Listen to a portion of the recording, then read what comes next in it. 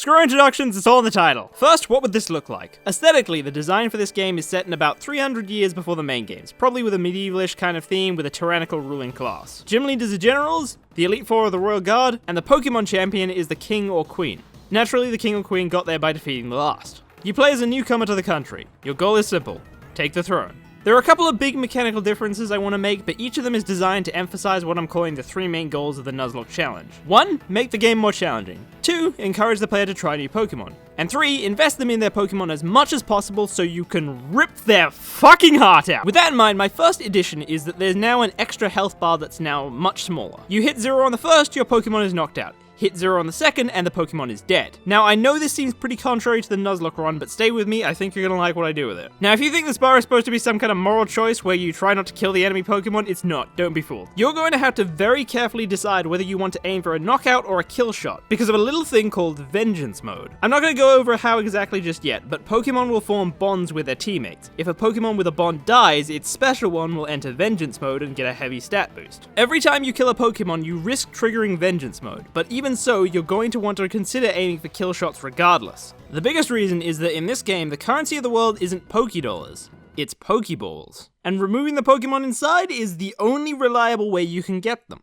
This is important because your ability to catch new Pokemon is directly linked to a finite resource that you must take risks to earn. Except for every trainer's lost Pokemon, that's the only safe kill. There are no hard restrictions in this game about which Pokemon you can or can't catch, or how many per area. However, depending on how many Pokeballs you have, you're going to have to weigh up whether going for rarer Pokemon is worth it, or if you're just going to end up tanking your supply trying to catch it. Pokemon catch rate is much more sensitive in this game, by the way. It will also go down on Pokemon you've caught before and is generally higher for unpopular Pokemon or Pokemon you've never caught before. This is how I want to encourage choosing new Pokemon without getting the player off from anything they have their heart set on. Catch rates and how many Pokeballs you have will be a huge part of your decision making. And legendary Pokemon? If you go for that shit, you have some balls. Like literally, if you have a lot of balls, it might be worth risking it. In doing so though, you might wipe your whole team or lose all your Pokeball stock for nothing. I mainly do this to keep providing new challenges and risks regardless of your skill level. The better you're doing, the more you'll want to risk it for rarer Pokemon. Okay, we got a little sidetracked there, but another reason you might want to go for the kill shot is because trainers who you're going to fight multiple times are clearly marked. Now, if one Pokemon owned by a reoccurring trainer is a real pain in the ass or counters your team, you might want to risk Vengeance Mode just so you don't have to fight it again. Killing a reoccurring trainer's Pokemon will remove them from the game. Next time you fight them, they will probably replace it, hopefully with something more manageable. Again, Vengeance Mode will fuck you up, so you might want to consider each situation carefully, and even then, there will still be accidents. Now, the reason I add reoccurring trainers is this. This Nuzlocke-inspired game is hardcore permadeath. You die anywhere, you have to start from the very beginning again. The problem with this kind of design is it gets really boring to go through the same situation over and over again just to get up to where you died. Roguelikes get over this by changing up the situation, and I get over this by making it the exact same world. Let me explain. When you die in this game, you restart as a new usurper, but the world is the same. Every Pokemon that died stays dead. Not only does this mean that all reoccurring trainers are going to be different to fight this time, it also means that the catch rates will still be down on the Pokemon you caught last time, encouraging you to change it up. As a result, the challenge will be different enough that it won't get boring, but it won't be so different that everything you learn has gone to waste. Also, this means a couple of really cool things. Firstly, that thing I mentioned in the title, choosing where you bury your Pokemon, means you have the fun of walking past all the graves of the Pokemon you lost on previous attempts. The other cool thing is this. A game over isn't when all your party dies. A game over is when you cannot defend yourself from your opponent, meaning that all your knocked out Pokemon get released back into the wild after a game over. The game will keep track of this, and even though they won't recognize you, you'll have the chance to find your old friends again. But, that would go without saying, that so can the reoccurring trainers. You may, one day, have to face the heartbreaking task of having to fight your old friends. You might risk killing them. Hell, depending on how strong they are, you might have to kill them. Not only does this create heartbreaking plot twists, it's also a fantastic check and balance to adjust the difficulty to the player's skill level. If you hard snowball on your first run but accidentally bite off more than you can chew with the legendary and wipe out, you're now going to risk getting gutted by some of your own Pokemon, especially if you caught a legendary. If you're good at this game, you better hope that you are exceptionally good. Alright, now it's finally time to talk about the bonds that trigger Vengeance Mode and how you get them. So Pokemon Centers aren't a thing in this game. Instead, we have campsites littered around the map. When you decide you need to heal, you can stop at a campsite and let out all your Pokemon. Certain Pokemon will have certain field actions based on their type and nature. You can designate a Pokemon to find wood for a campfire or food to eat, and fire Pokemon can light fire without needing matches. By the way, food is also a pseudo-limited resource. I don't want players to verse one trainer and then go back to heal every time. If you sleep on an empty stomach, you can only heal once before you start starving. Healing after that is not possible until you have food. Certain Pokemon or certain natures have chances of finding food, but it's not a guarantee, especially if you keep reusing the same campsite. Also, certain areas will have less food of certain types, and in order to survive, you must either trade your Pokeballs to keep a backup stock of food, or you must judge the terrain you're going into. Like, bring a water Pokemon when you're entering a water area so you can get fish, or Love Disc, I don't know. Just don't expect your Kingdra to find food in the desert. So these field actions are part of my attempt to endear the player to their Pokemon. God only knows when you forget to bring firewood to the ocean, you're gonna love the shit out of the Kingdra with the innovative nature that somehow managed to find you firewood at sea.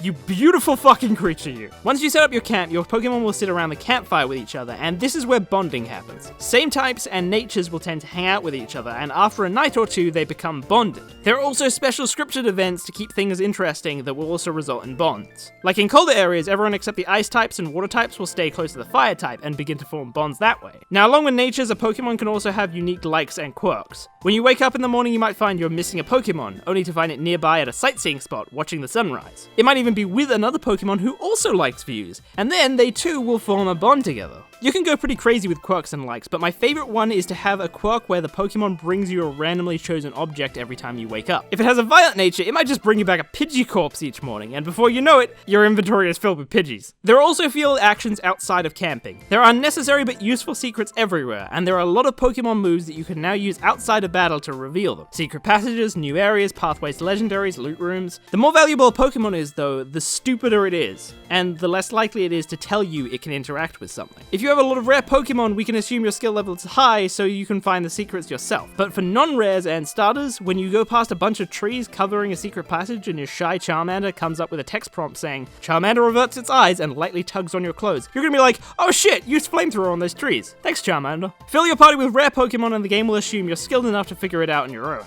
Although when they do, they'll probably send you down more challenging pathways or new risky areas to explore. Don't get rares and it'll wait till you're just past the safer areas or more profitable areas before notifying you. So you have a chance to notice yourself, making you all the more thankful when one of your friends notices a secret for you. And even then you'll still have to work out which move to use and where exactly the secret is. By the way, I know I keep saying rares, it's kind of a catch-all term. Someone else has to decide which Pokemon are less likely for the player to want and base their catch rate on that, or at least their initial catch rate. Oh hey, how about a psychic Pokemon that likes books and it acts like it's trying to draw you to a secret when you go into a library, but it really just wants you to press A on a bookshelf, take a book and give it to it.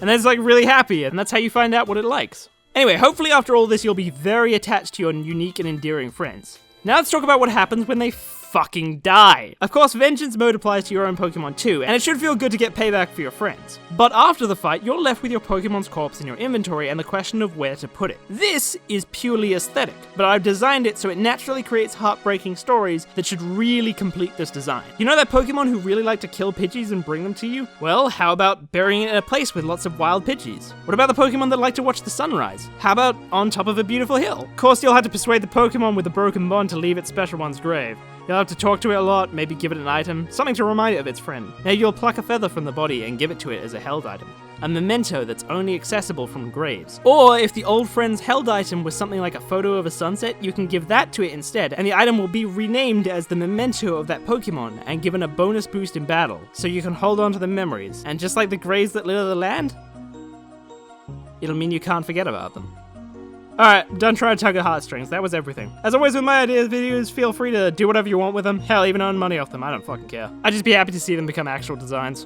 Now, I'm fucking tired, so I'm gonna go to bed. Night, everyone.